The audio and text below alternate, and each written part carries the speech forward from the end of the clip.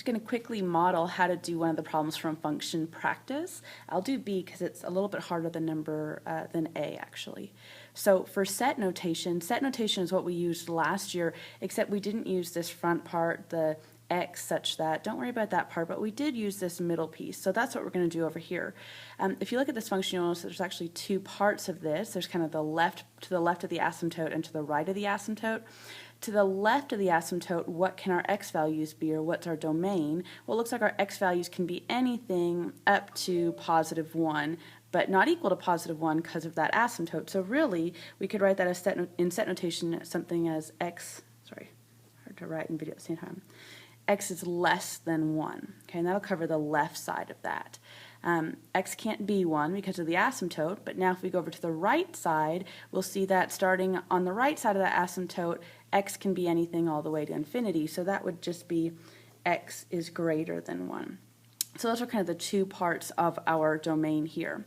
We could have a similar discussion for the range. So on the left part of our graph, what's our range? Well, it looks like it goes up to 0 and everything below 0. So range is y, so we could say y is less than or equal to 0. And notice that in this case it could be equal to because it really does reach the 0 there. There's no asymptote at that point. And then the top part of this graph, or the right side I guess we should say, goes down to 4, but then everything above 4. So we'd say y is greater than or equal to 4. Okay, this was from last year. The new part is the interval notation. And what interval notation does is basically gives us, basically we'll have two blanks, a comma in the middle, and then we'll have to talk about what brackets to use. But it says, where does your interval start? What does it go to? So in this left case, the x's start way out here at -infinity. They could be anything all the way up to -infinity, and they go all the way to +1. Now the other question you have to ask yourself is, do you use curved parentheses or square parentheses like they used over here?